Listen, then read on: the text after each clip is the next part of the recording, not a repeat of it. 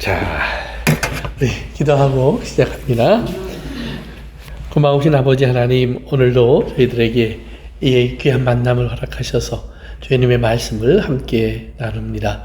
이 말씀을 전하고 듣고 나눌 때에 이곳에 주의 성령님이 함께 하셔서 우리에게 주님의 진리 가운데로 인도됨을 알게 하시고, 아버지 하나님께서 이 말씀을 우리에게 들려주시는 그 이유와 뜻을 깨달을 수 있도록 도와주옵소서.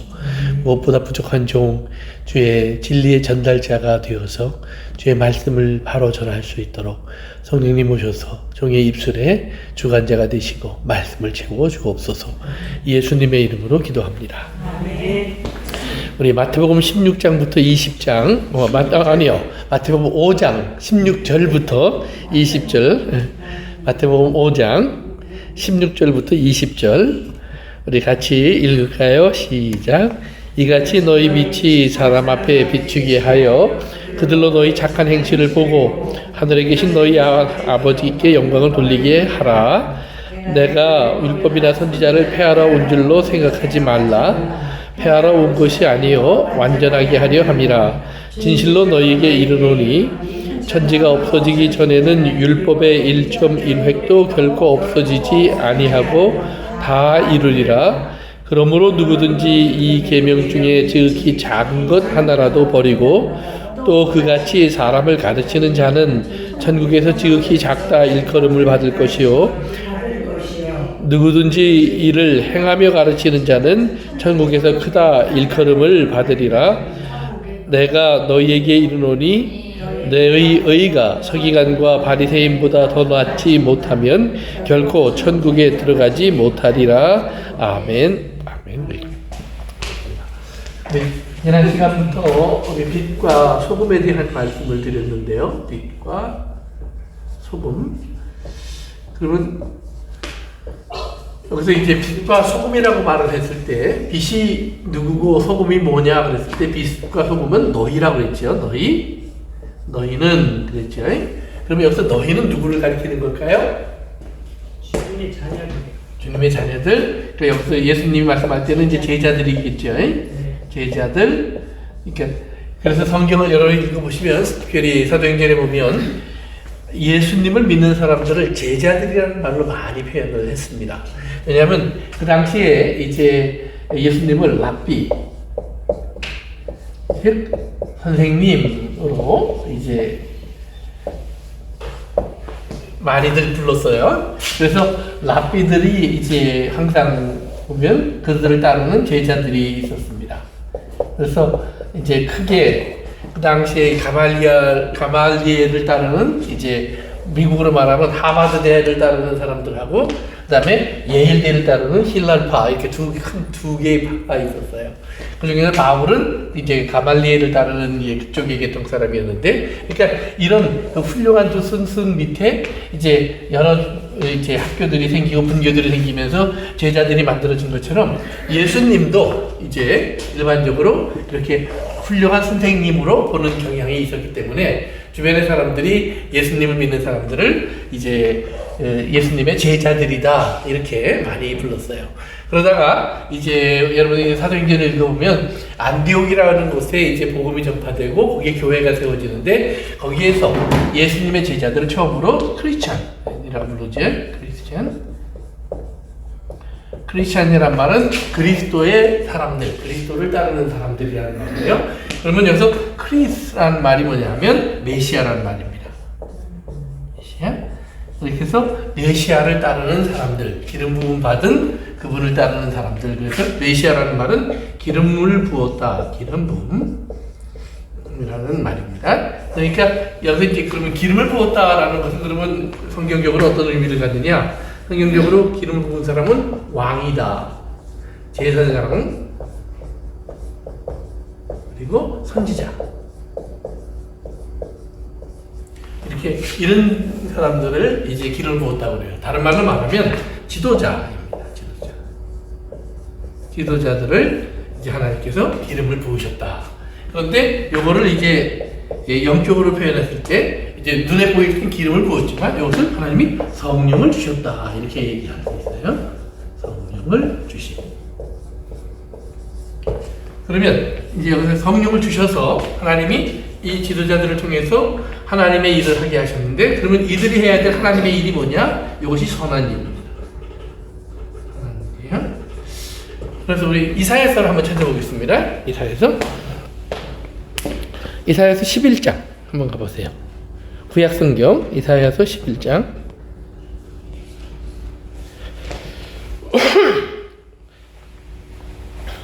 찾으셨어요? 네. 네. 그러면 1절과 2절 한번 읽어봅니다. 시작.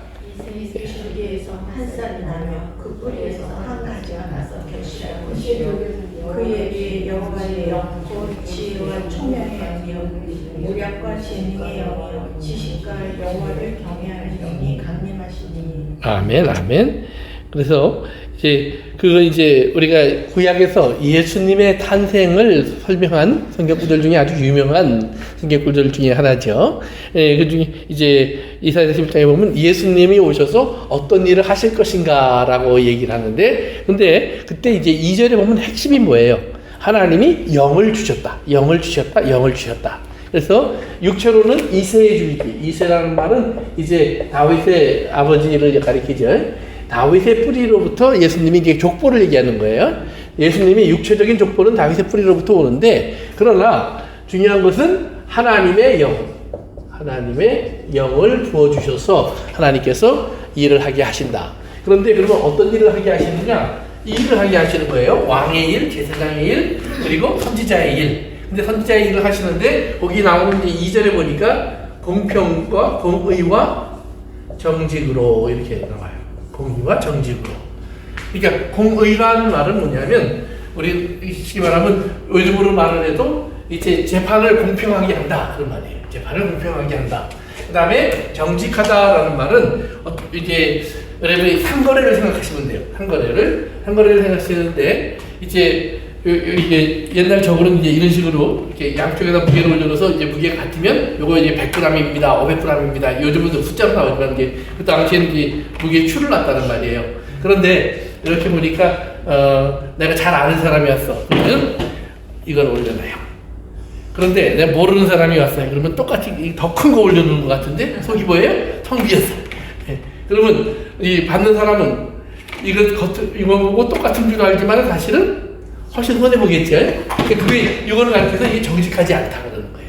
정직한 거는 누가 오든지 간에 똑같은 걸 올려놓는 거예요. 그걸 정직하다고 그래요. 그래서 정직하다는 말에 이제 무슨 뭐냐면 평평하다, 기울어지지 않았다라는 말이에요. 그러니까 여기서 이제 그러면 예수님이 오신 분이 뭐예요? 공의로 누구를 판단해요? 11장 2절에 공의로 누구라고 그랬어요? 가난한 자를. 자, 가난하다는 말은 뭐예요? 힘이 없다는 말이에요. 그러니까 그 당시에는 요즘도 우리가 그런 말 쓰잖아요. 유전, 무죄, 그 다음에 무전, 유죄 이렇게 되잖아요. 그러니까 돈이 있으면 좋은 변호사를 사서 감옥 갈 사람도 나온단 말이에요. 그러니까 이제 기억하실지 모르지만 옛날에 그 미국의 대통령 중에 레이건이라는 사람이 있었는데 이제 저격을 당했었죠. 그래서 그 암살범이 그런데 알고 보니까 콜로라도의 가장 큰 부자 중에 한 사람의 아들이었어요. 그래서 이제 뭐 당연히 대통령을 암살하려고 그랬으니까 그건 뭐예요? 반국가적인 범죄니까 당연히 사형을 하든지 감옥에 들어가야 되잖아요. 근데 이 사람이 돈이 많으니까 아무튼 좋은 변호사를 얼마나 많이 썼는지 몰라요. 그래서 나중에 어디로 갔냐면 정신병원으로 갔어요. 정신병자로 만들어서. 그리고 그럼 정신병자로 만들어서 거기 갔으면 오래 있어야 되는데 그러다 몇 년 있다가 정신병이 낫다고 나왔어요. 그래서 자유인으로 살아요. 그런데 우리 같은 사람이 만약에 그런 경우가 됐으면 어떻게 됐을까요? 사형이죠, 사형. 그건 뭐 생각할 필요도 없어요. 그러니까 그건 뭐예요? 그건 공의로 심판하는 게 아니다라는 말이에요. 근데 그런 일이 이 땅에서는 비일비재하다 이 말이에요. 그러면 그런 그 큰 범죄 때만 그러느냐? 그게 아니라는 거예요. 우리가 일반적으로 사람을 볼 때도 좀 이렇게 멀싹하게 입고 그러면 우리 굉장히 사람이 호감도 가고 마음도 좀 열어져요. 그런데 목욕도 안 하고 옷도 그냥 깨끗하게 입고 냄새가 나고 그러면 뭐예요? 괜히 이렇게 싫어지죠. 멀어지죠. 우리 왜요? 겉모습으로 판단한다는 말이에요. 겉모습으로. 그런데 하나님은 겉모습을 보지 말고 뭘 보라고 그랬어요? 중심. 중심은 마음을 보라는 거예요. 그러면 마음을 우리가 볼 수 있어요? 없어요? 없어요. 마음을 볼 수 없어요. 그래서 하나님이 우리에게 하라고 하신 게 있어요. 어떻게 하라고 그랬냐면 너희는 악인과 선인을 구분해서 사랑하라 그랬어요? 아니면 같이 사랑하라? 같이. 왜요? 우리는 이걸 구분할 능력이 없어요. 그러니까 저게 악인인지 능력이 없어서 선인인지 선임을 같이 사랑해. 이제 그것도 들어가 있는 거예요. 죄송합니다. 어제 분명히 제가 이게 꽉 차 있는 걸 봤는데 배터리가 아침에 보니까 배터리가 없어졌어요. 그러니까 밤사이에 무슨 기적이 일어났어요. 근데 어쨌든 간에 다시 돌아가서 그러니까 우리가 악인과 선인을 구분할 능력이 없어요. 물론 하나님이 알게 하실 때가 있겠죠. 예를 들면 베드로가 아나니아와 삽비라가 이제 자기들이 재산을 다 팔아서 가져왔습니다 그랬을 때 하나님의 성령을 속이려고 하지 마라 하고 경고하고 그들에게 이제 하나님의 진노가 떨어지는 모습을 보여준 적이 있어요. 물론 그럴 때가 있어요. 그리고 우리가 확실히 우리가 눈으로 볼 때 잘못된 행위들이 있어요. 그랬을 때 성경이 뭐라 그러냐면 그들을 분명히 경고도 하고 권면도 하고 그리고 최악의 경우에는 교회에서 내보내서 그들이 회개하고 그들의 영혼이라도 구원받을 수 있도록 하라. 그런 말들이 있어요. 그러니까 그런 것도 하지 말라. 그것도 판단하지 말라는 말이 아니에요. 그러나 일반적으로 얘기할 때 우리가 저 사람이 지금 나한테 와서 무슨 얘기를 하는데 저게 아마 속에는 딴 마음 가지고 입으로만 요 소리 하는 걸 거야. 뒤에 가면 내 소리 반대로 할 거야. 뭐 이렇게 판단하지 마라 이 말이에요. 그냥 우리에게 보여주는 그대로 있는 그대로 그것을 받고 그 사람들에게 우리는 뭐예요? 하나님의 사람다웁게 행동하라는 말이에요. 그래서 우리가 하나님이 보시는 중심을 우리는 볼 수 없지만 우리는 사람들이 나에게 보여주는 것을 중심으로 받아들이라는 말이에요. 그것을 의심하거나 이렇게 꼬지 말라는 거예요. 그래서 우리에게 공의로 우리 사랑받는다는 이런 말이에요. 그래서 특별히 가난한 자를 대할 때, 그러면 가난한 자에게 가장 필요한 것은 뭘까요? 그렇죠. 우리가 그를 불쌍히 여기는 행동이에요.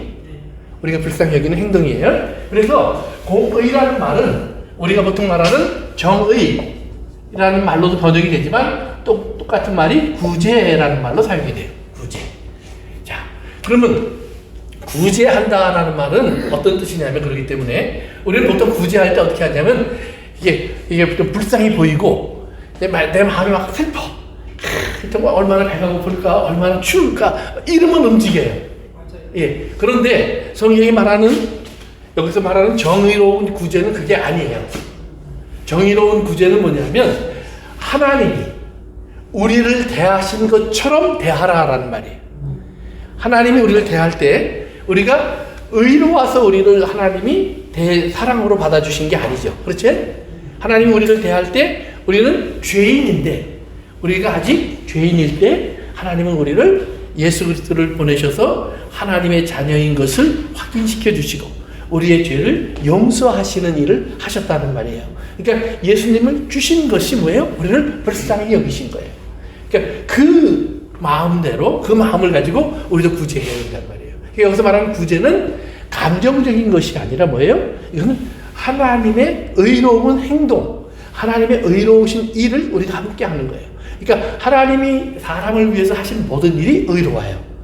그러니까 물론 거기에는 하나님의 진노의 과정도 있었어요. 그렇죠? 또 하나님의 또는 뭐예요?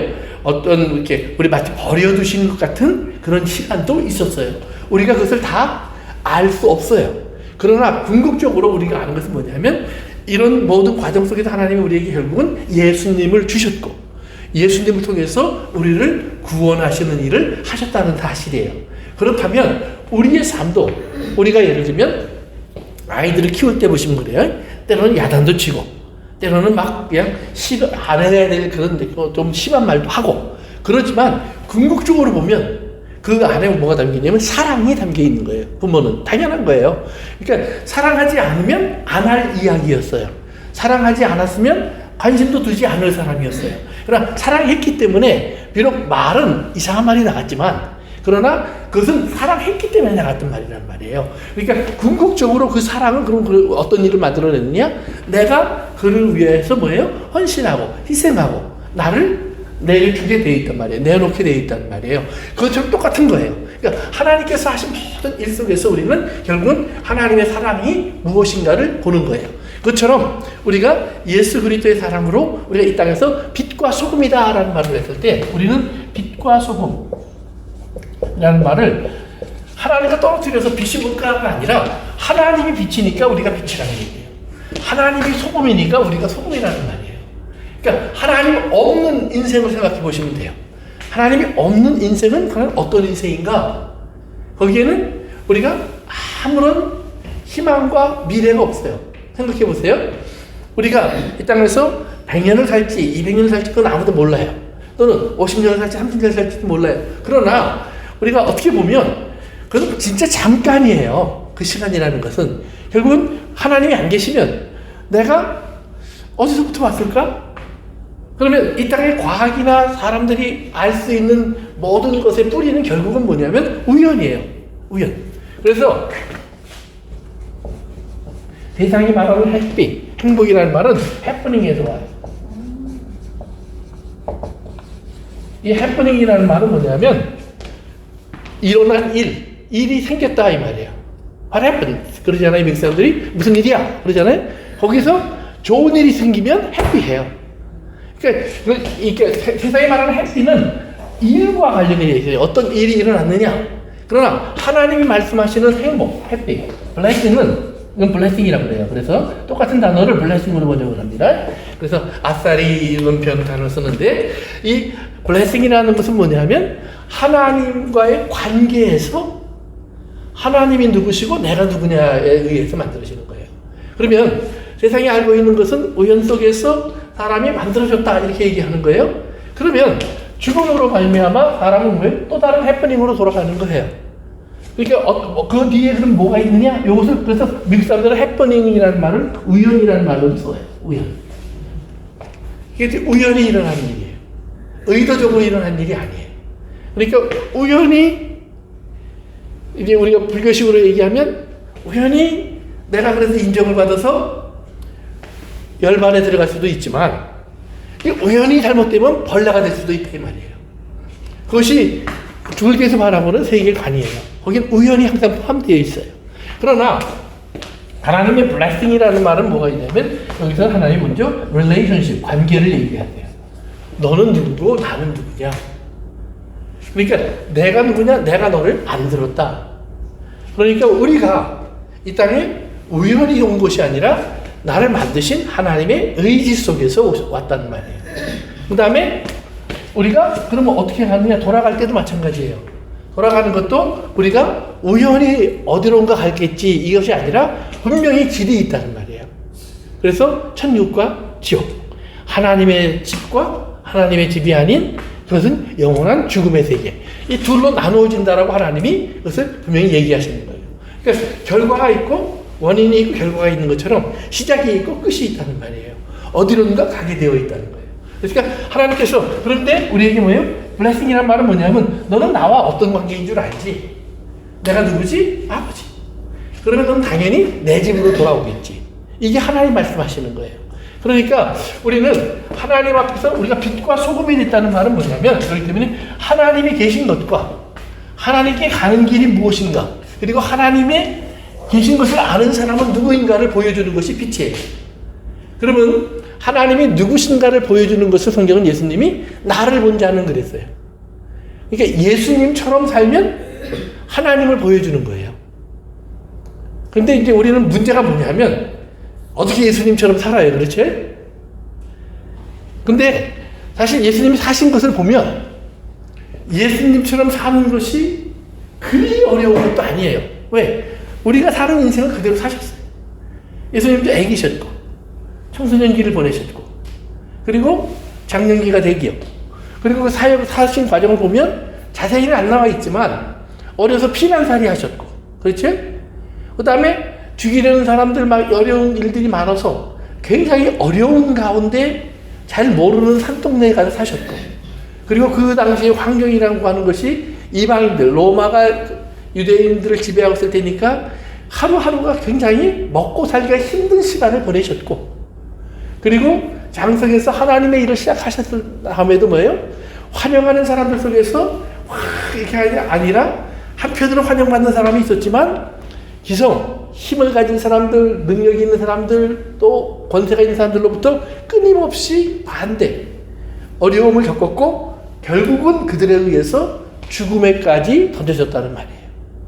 그러니까 예수님이 사신 인생은 어찌 보면 우리들의 인생에서 더 못하면 못하지 일반적인 우리들의 인생보다 더 좋은 인생을 사신 것은 아니에요. 그런데 한 가지, 예수님에게는 하나님으로부터 오신 하나님의 영으로 말미암아 그에게 분명히 알게 된 하나님의 세계가 있었어요. 그래서 예수님은 항상 하나님을 말씀하셨고, 그리고 하나님의 뜻을 말씀하셨고, 이 모든 일의 결과와 또 상관없이 이 모든 일이 일어나는 것을 하나님이 허락하신 일로 받아들여요. 그러면 우리가 이걸 우리의 인생으로 바꿔놓으면 내 삶 속에서 일어났던 좋고 나쁘고 힘들고 어려웠고 쉽고 기뻤던 모든 일을 모아놓고 우린 거기에 뭐라고 얘기할 수 있냐면, 예수님이 말씀하신 것처럼 여기에 또 하나님의 뜻이 있구나, 하나님의 의도가 있구나, 하나님의 목적이 있구나를 우리가 받아들이는 거예요. 그러면 예수님은 그 일을 하기 위해서 어떤 일을 하셨느냐, 성경에 보면 한편으로 하나님이 하나님의 영을 부어주셨다고 얘기를 했는데, 그러나 또 한편으로 보면 예수님이 끊임없이 하나님 앞에 나아가서 하나님과 1대1로 만나는 시간을 가져요. 좋은 일이 있을 때도 어려운 일이 있을 때도. 가장 대표적인 것이 뭐예요? 많은 사람들이 몰려왔을 때 예수님은 사람들을 다 보내고 혼자 기도하러 가셨다, 이렇게 나와요. 광야로 나가셨다. 그 다음에 예수님은 반대로 십자가를 앞에 놓고도 기도하러 가셨다. 기도하러 가셨다. 그러니까 예수님의 인생 속에서는 끊임없이 하나님을 만나는 그 시간을 계속해서 가져요. 그러니까 우리의 삶 속에서도 마찬가지예요. 우리가 가지고 있는 모든 질문과 어려움 속에서는 우리가 예수님을 만나는 그 일을 위해서, 하나님을 만나는 그 일을 위해서 끊임없이 하나님께 나가는 삶의 시간을 반복해서 가져야 돼요. 형식적인 게 아니라 우리가 하나님의 음성을 듣고 하나님의 뜻을 알고 하나님의 말씀을 배우기 위해서 계속 그 시간을 가져야 한다는 말이에요. 그러면 어떻게 그 시간을 갖느냐? 성경에 보니까 하나님 말씀을 묵상하고 기도한다는 것을 우리가 무언가를 자꾸 많이 말해야 된다는 시간으로 갖지 말고, 말하는 것도 물론 필요해요. 그러나 더 중요한 걸 보세요. 여러분들이 아파요. 병이 낫기를 원해요. 그러면 병이 낫기를 원합니다. 100번 말할 필요가 있을까요? 없을까요? 없어요. 한 번만 하셔도 돼. 그러면 아파서 기도를 하는데 밤새면서 나를 고쳐주세요 할 필요가 있어요? 없어요? 없어요. 그건 1분이면 끝나는 거예요. 1분도 안 걸려. 그럼 나머지, 왜 내가 밤을 새웠어요. 그런데 그러면 나머지 시간은 뭘 했어야 될까요?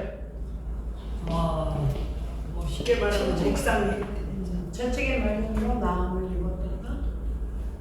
그렇죠. 하나님 말씀을 자꾸 읽고 듣고 묵상하고. 왜? 하나님이 누구시냐? 그러니까 우리는 하나님을 찾는데 그냥 저 위에서 뭔가 되게 확 떨어지거나 눈앞에 뭐가 번쩍하거나 여기서 뭐가 들려지거나, 그거는 주로 귀신 들린 사람이나 미친 사람들에게 잘 나타나는 현상이에요. 성경 보세요. 그렇게 돼 있어요. 성경에도. 그러니까 우리가 하나님의 것을 받기 위해서 하나님이 우리에게 가장 주신 것은 뭐냐면, 보세요. 제가 여러 번 얘기했지만 모세에게는 하나님이 신기하게 나타났어요. 그렇죠? 말씀하셨어요. 그러나 이스라엘 사람들 대부분은 그 하나님을 무서워서 가까이 하지도 못했어요. 볼 수도 없었어요. 그런데 하나님이 모세에게 그 보여주신 거, 들려주신 이유는 뭐예요? 전하라. 그렇죠. 가서 그들에게 이대로 가르쳐라. 그거 가르치라고 보낸 거예요. 이렇게 모세 가서 전하니까 이스라엘 사람들이 처음엔 잘 들었죠. 근데 좀 시간이 지나다 보니까 뭐라 그래요? 야, 나도 들어. 너만 듣니? 저는 모세가 하는 얘기를 들어보니까 새로 얘기하는 게 없어요. 그때 한번 들은 거 가지고 계속 울고 먹어, 40년을. 그러니까, 아니, 뭐, 그거, 지난번에 얘기한 거 아니야. 우린 지금 새 게 필요해. 이 말이에요. 그러나 하나님은 삭을 주지 않으셨어요. 그럼 모세가 할 일은 뭐예요? 그 얘기를 또 하는 거예요. 예수님도 마찬가지예요. 하나님을 본 사람이 없는데 독생하신 하나님이, 예수님이 하나님을 우리에게 보여주셨다.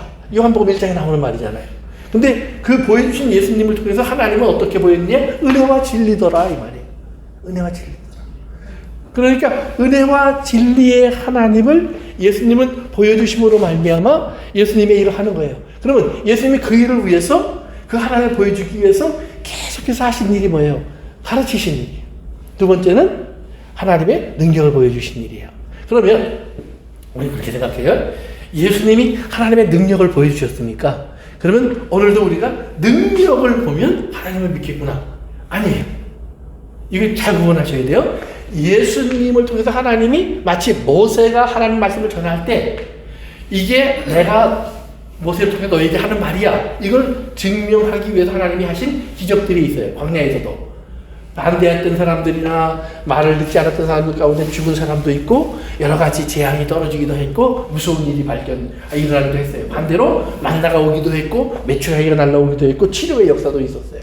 그러니까 그거는 하나님 말씀을 알게 하기 위한 하나님의 보조 수단이에요.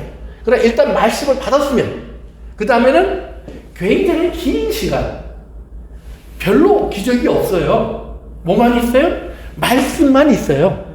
그리고 말씀과 뭐가 있어요? 그들의 삶에서 특별히 기억해야 할 시간들, 때를 하나님이 주세요. 자, 너희들에게 내가 봄을 줬어, 여름을 줬어, 겨울을 줬어, 가을을 줬어. 봄에는 오순절이, 유월절과 무기절이 있어. 여름에는 오순절이 있어. 가을에는 추수감사, 장막절이 있어. 그리고 이렇게 한 해가 돌아가게 하세요. 그 다음에 비가 올 때 늦은 비가 오는 시간이 있고 이른 비가 오는 시간이 있어요. 또 아침에 나가면 이슬이 내리는 때가 있고.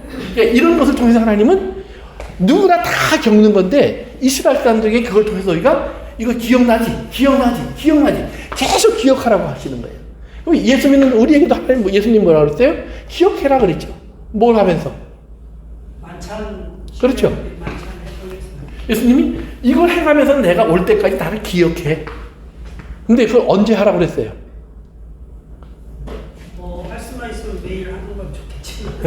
형님은 모일 때마다. 사실은 그래서 이제 우리가 생각하는 건 초대교회는 거의 매주일 했다라고 생각을 해요.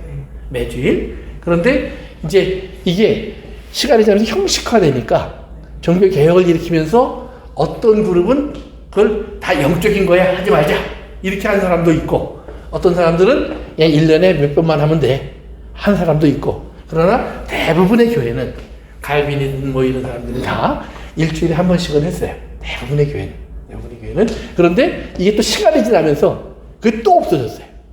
그래서 이제 1년에 한 번, 두 번 하다가 그다음에 이제 한 20세기 말쯤부터 아니야, 우리 좀 더 해야 돼. 그래서 교회들이 좀 더 많이 하는 그런 이제 교회들로 변화가 됐어요.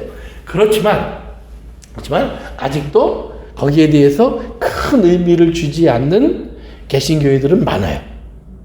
오히려 캐서릭은 그다음에 성공회 또 이런 교회들은 거기에 큰 의미를 줘요.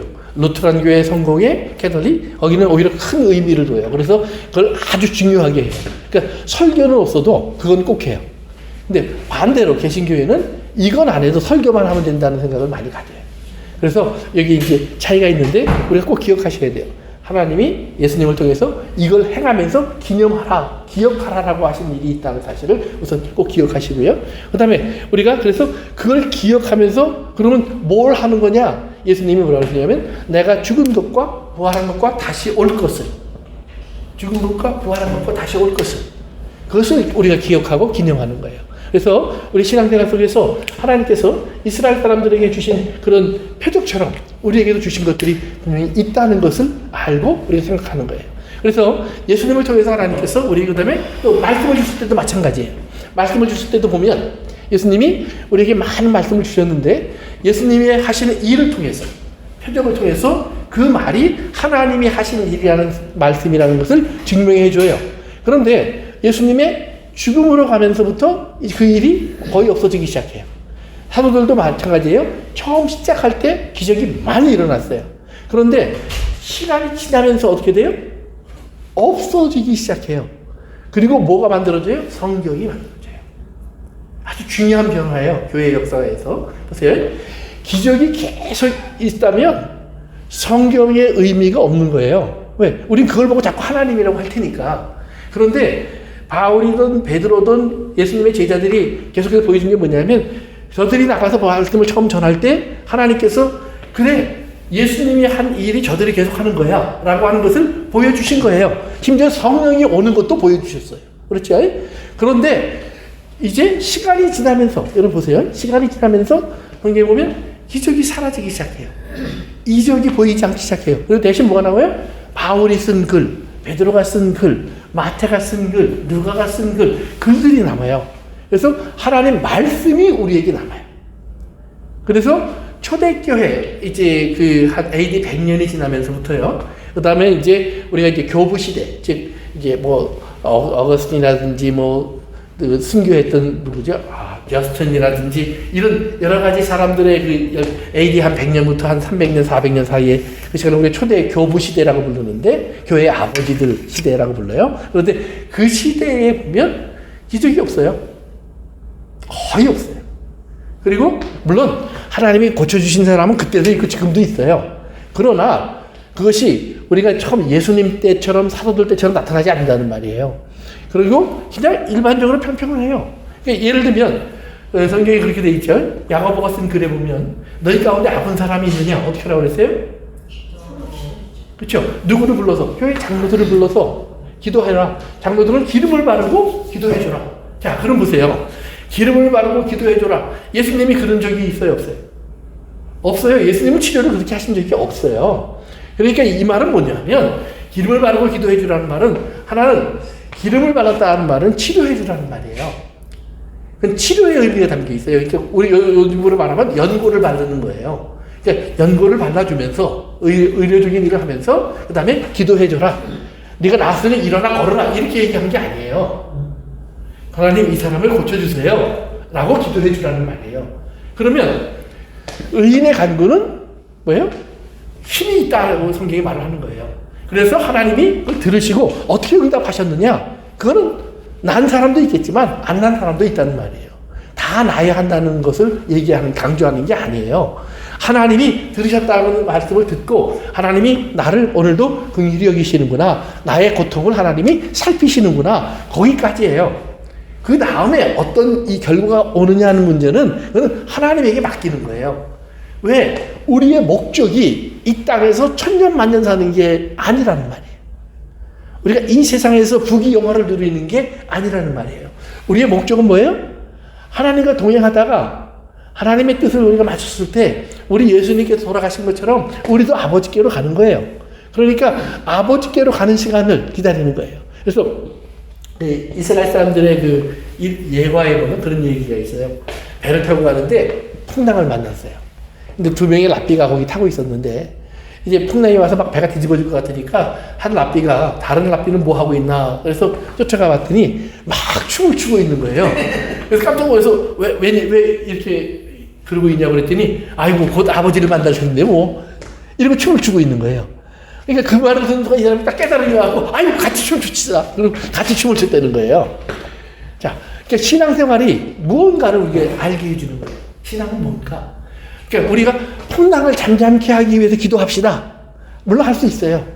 그러나 반대로 이 풍랑이 배를 파손시켜야 돼요. 바울이 타고 가던 배가 파손됐기 때문에 바울은 바다에 빠졌지만 그러나 섬에 들어갈 수 있었고 섬에 들어갔기 때문에 어떤 일이 벌어졌어요? 그 섬의 복음이 전파됐어요. 그러니까 풍랑이 바울이 가던 길을 바꿨죠. 배가 파손돼서 거기에 머물렀죠. 그리고 그 과정 속에서 그 섬의 복음은 전파됐죠. 그리고 바울을 데리고 가던 군인들이 하나님의 살아계심을 봤죠. 거기에 있었던 또 많은 사람들이 함께 봤죠. 그 섬에만 복음이 전파됐을까요? 군인들이나 같이 있었던 사람들 가운데도 복음이 전파됐을까요? 됐겠죠. 그러나 그건 기록은 안 돼 있어요. 섬에 전파된 것은 기록되어 있지만.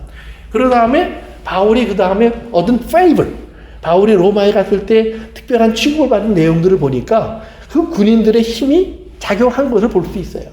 데리고 온 사람들이 좋은 말을 해주었고 그 사람이 그래서 이제 감옥이라고 하는 지하 감옥에 들어간 것이 아니라 조그만 집이지만 집에서 가택연금 같은 거죠. 그 집에 갇혀서 오는 사람들과 가는 사람들을 자유롭게 만날 수 있는 제법 큰 자유를 누리는 그런 사람으로 살 수 있었단 말이에요.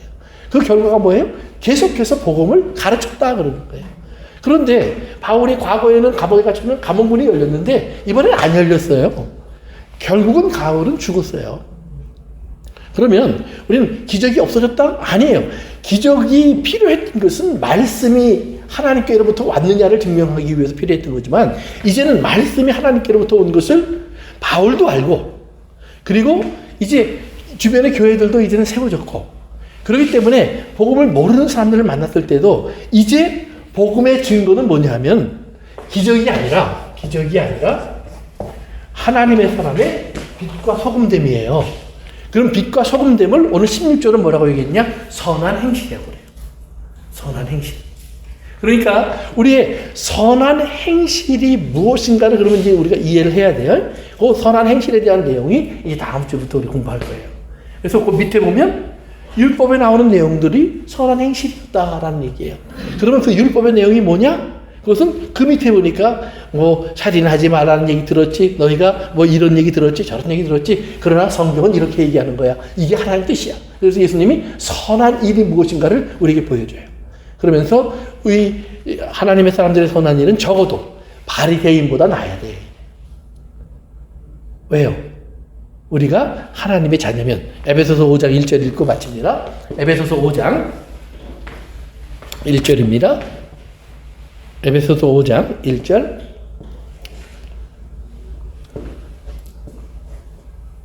다 찾으셨어요? 같이 읽습니다. 시작. 그러므로 사랑을 받는 자녀같이 너희는 하나님을 본받는 자가 되고. 아멘.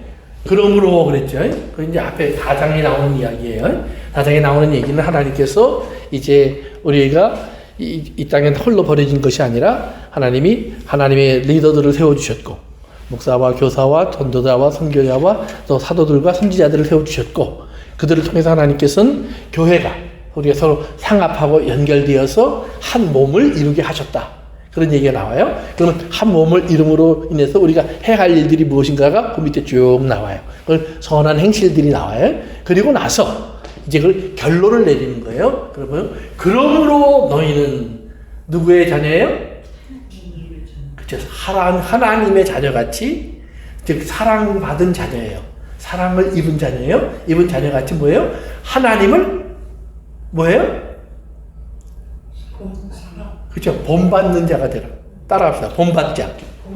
본받자. 누구를? 하나님을. 그러니까 여기서 이제 그러면 이게 굉장히 큰 숙제가 되는 거예요. 하나님을 어떻게 본받아요? 하나님을 본받는 것을 본 밑으로 내리면 쭉 마태복음 5장 이렇게 해서 여러분 읽어보시면 나와요. 그럼 5장의 마지막 부분 들어갑시다. 5장의 마지막 부분. 5장의 마지막 부분 48절입니다. 5장의 마지막 부분 마태복음 5장 48절 5장 48절 네, 마태복음 5장 48절 예, 에베소서 5장에 갔다가 마태복음 5장으로 올리니까 갈 길이 좀 멀죠. 예, 그렇지만 5장 48절 마태복음 5장 48절 다 찾으셨어요? 우리 아직 한 분이 찾고 계세요? 예, 예, 다 갔어요. 거의 다 왔어요. 조금만 더 가면 돼요. 예. 맨 끝이에요. 맨 끝. 5장의 마지막. 다 같이 있으면 시작. 그러므로 하늘에 계신 너희 아버지의 온전하신 것 같이 너희도 온전하라. 이게 하나님을 본받는 거예요. 그러면 더 큰 문제가 생겨요. 그냥 본받아라 그랬을 때는 흉내 좀 내보면 되는 것 아니냐 그랬는데 여기 보니까 온전하라 그랬어요. complete. 완성시켜라 이 말이에요. 그런데 그 바로 위에 나오는 걸 읽어보시면 돼요. 너희가 형제에게만 무난하면 남보다 더하는 것이 무엇이냐? 이방인들도 이같이 하지 아니하느냐? 46절 너희가 너희를 사랑하는 자를 사랑하면 무슨 상이 있으리요? 세리도 이와 같이 하지 않느냐? 45절 이같이 한즉 하늘에 계신 너희 아버지의 아들이 되리니 아버지 아들이 되니니 이는 하나님이 그 해를 악인과 선인에게 비추시며 비를 의로운 자와 불의한 자에게 내려주심이라. 그 위에 보면 원수에 대한 얘기, 그 다음에 기도에 대한 이야기 쭉쭉쭉 나와요. 그러니까 그 결과가 뭐예요? 결국은 뭘 얘기하는 거예요? 하나님이 저 사람도 사랑하고 이 사람도 사랑했다는 말이에요. 근데 보세요. 복음을 전하는 바울이 항상 먼저 찾아간 사람이 누구예요? 바울은 복음을 전할 때 항상 유대인들에게 먼저 가요. 어딜 가든지. 예, 유대인들이 있는 곳을 항상 찾아가요. 그런데 유대인들이 바울을 환영하는 곳은 거의 없어요. 대부분이 유대인들이 바울을 비방했다는 말이 성경에 자주 나와요. 그런데 그 비방했다는 말은 뭐냐면 blasphemy, 즉 하나님을 망령되이 일컬었다라는 말이에요.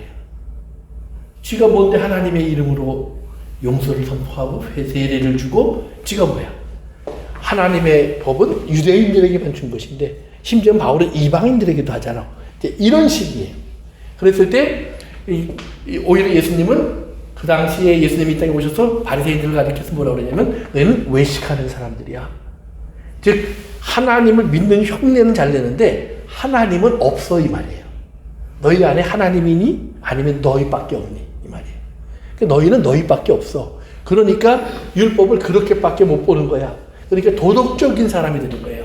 윤리적인 사람이 되는 거예요. 종교적인 사람이 되는 거예요. 그러니까 종교에서 요구하는, 즉 유대교에서 요구하는 종교적인 행동은 다 해. 그러나 본질이 없어요. 그런데 하나님의 아들은 예수님이 이제 아들에 대한 이야기를 여러 번 했는데 하나님의 아들은 탕자가 될 수도 있어요. 탕자가 하나님의 아들은 아니요 할 수도 있어요. 하나님의 아들은 예 할 수도 있어요. 그러나 그 다음날 안 올 수도 있어요. 하나님의 아들은 아버지가 하나님 거 다 하고 난 종처럼 살았습니다. 그러나 내게 오는 게 뭡니까? 이렇게 불평할 수도 있어요. 그게 아들이에요. 아들이 아니면 못해요. 아들이기 때문에 할 수 있는 말이고 할 수 있는 행동이고 가질 수 있는 생각이에요. 심지어는 형제끼리 저놈은 더 이상 우리 집 안에 들어올 자격 없습니다. 형제끼리 척을 질 수도 있어요. 가인과 아벨처럼 죽일 수도 있어요. 야곱과 에서처럼 칼부림이 날 수도 있어요. 이것이 성경에서 말하는 형제들의 모습이에요. 그러니까 원수는 멀리 있지 않아요. 미운 놈도 멀리 있지 않아요. 내게 가까이 있어요. 옆에 있어요. 같이 있어요. 함께 앉아 있어요. 그런데 그렇기 때문에 하나님께서 그 안에서 뭐예요? 내가 그런데 그들은 다 사랑해. 얘도 사랑하고 쟤도 사랑해. 심지어는 보세요. 성경에 하나님께서 아브라함에게 이삭보다 먼저 주신 아들이 있었어요. 누구죠? 이스마엘. 그렇죠? 누가 낳았죠? 하갈. 애굽 사람이에요. 사라가 아니에요. 그런데 하갈이 아이를 갖게 되니까 사라를 무시했어요. 성경에 보면. 그러면서 이제 내가 알 주일이다. 그리고 탁 하니까 사라가 항의를 하지 아브라함에게. 그러니까 아브라함이 당신 마음대로 해. 그랬더니 또 사라가 하갈을 괴롭혀서 쫓아내. 아무튼 그때나 지금이나 바뀌는 게 하나도 없어요. 근데 재밌는 거는 쫓아내서 갈 데가 없어요. 광야로 나갔어요. 목이 말라 죽을 것 같아요. 그러니까 하갈이 아이를 낳는 건 울어요. 자식 죽는 모습을 봐야 되니까. 그런데 하나님의 음성이 들려요. 천사가 찾아와요. 너 왜 우니? 그러니까 죽을 수밖에 없어 웁니다. 그랬더니 아니야. 대신 네가 해야 될 일이 있어. 너 지금 왜 여기 나와 있어? 아이, 집에 가면요 사라가 나를 죽이려고 그래요. 여기도 죽고 거기도 죽는데 돌아가. 대신 돌아가서 말 잘 들어. 괜히 까불지 말고 말 잘 들어. 그러면서 뭐라고 했냐면 이 아들 내가 대신 복을 줄 거야. 그러면 된 거 아니에요? 이 아들 내가 복을 줄 거야. 그러면서 부엘 헤로이 로이라는 말을 써요. 즉 하나님이 보고 계시는 운물이다 이 말이에요. 하나님이 보고 계시는 운물. 그러니까 하나님이 보고 계시다는 말을 처음 한 사람이 아브라함도 아니고 이삭도 아니고 야곱도 아니고 하갈이에요. 하나님이 나를 보고 계셨구나. 근데 거기서 보고 계시다는 말이 뭐예요? 나를 영탐하고 있었구나. 아니에요. 내가 어떤 일을 당하는지, 어떤 어려움이 있는지, 무엇이 내게 필요한지 하나님은 다 알고 계셨고, 그리고 나에게 주려고 하셨구나. 그러면 우리가 생각할 때 사라는 복의 줄기예요. 하갈은 애굽의 줄기예요. 지금도 이슬람교는 하갈이 아브라함의 정부인이라고 해요. 이렇게 구약성경 여러분 보시면은요, 이슬람을 만나서 구약성경 가지고 얘기하면 그거 자기들이 다 믿는 거예요. 하나도 안 믿는다는 얘기 아니에요. 다 믿어요. 그런데 그거만 바뀌어요. 모리아산에 아브라함을 데리고 올라간 아들이 이삭이냐 이스마엘이냐. 맏아들 이스마엘을 데리고 올라갔다. 하갈이냐 사라냐. 하갈이 맏아들 낳았으니까 진짜 부인이었다. 요 말만 달라요. 나무 똑같아요. 예수님, 이슬람교 사람들이 예수님 여러분이 뭐 얘기하시면 아멘 믿어요. 예수님처럼 훌륭한 선지자는 없었다라고 그들도 동의해요. 다 믿어요. 그런데 하나님이라는 말만 안 믿어요. 재밌는 거예요. 그러니까 우리가 볼 때 이슬람은 기독교를 가장 미워하는 것 같지만 그들이 성경을 보면 이슬람은 성경이 없어요. 코란만 있는데 성경에 내용이 없으면 코란을 이해 못해요. 코란에 하갈이 나와요. 이스마엘이 나와요. 근데 얘네들이 누군지 전혀 이해할 리가 없어요. 그냥 하갈이 갑자기 나오는 거예요. 그럼 쟤는 누구야? 답이 없어요. 근데 성경을 보면 답이 나와요. 그래서 모슬렘들 사람들한테 성경을 제대로 가르쳐주면 예수를 믿는 사람들이 생긴다는 거예요. 아, 이게 성경 얘기구나. 그래서, 예, 그건 어떤 딴 데로 간 얘기니까 다시 돌아옵시다. 그래서 중요한 것은 뭐냐면, 하나님이 하나님을 닮아라 그랬는데, 하나님을 닮는다는 것이 뭐냐? 이거예요. 하나님이 온전한 것처럼. 그럼 하나님이 온전하다는 말이 실수도 없고 잘못도 없고 이 얘기를 하나님이 하신 게 아니에요. 하나님의 자녀에게는, 보세요. 하나님이 나의 하나님이면 우리에게는 뭐가 생길 거냐 하면 하나님 닮은 것이 내게 주어지게 돼 있어요. 그렇죠? 사람은 코끼리를 낳아요. 사람은 사람을 낳아요. 다른 말로 말하면 사람으로 태어난 사람은 다 사람의 특성을 가지고 있어요. 성격도 다르고 생긴 것도 다르고 다 달라요. 능력도 다르고. 그런데 사람이기 때문에 갖고 있는 무언가가 있어요. 우리가 사람이라고 인정할 수밖에 없는 게 있다는 말이에요. 마찬가지예요. 하나님의 자녀는 하나님의 모습을 갖고 있어요. 하나님의 모습. 그 중에 하나가 뭐예요? 사랑이에요. 그 중에 하나가. 가장 대표적인 것 중에 하나가 사랑이에요. 하나님은 사랑이라. 그랬죠? 그래서 요한일서에서 뭐라 그래요? 사랑하는 자마다 하나님께로부터 났고. 그러니까 뭐 우리 생각할 때 기적을 행하는 자마다 아니에요. 능력을 행하는 자마다 아니에요. 사랑하는 자마다 하나님께로부터 났고. 그러니까 사랑이 하나님이에요. 그러니까 하나님이 지금 우리에게 심어주신 것은 너는 나 닮았어. 너는 내 아들이야. 그랬을 때 뭐냐면 너는 그렇게 사랑을 갖고 있어. 그러니까 하나님의 사랑을 갖고 태어난 사람이에요. 하나님의 의로움을 갖고 태어난 사람이에요. 하나님의 거룩함을 갖고 태어난 사람이에요.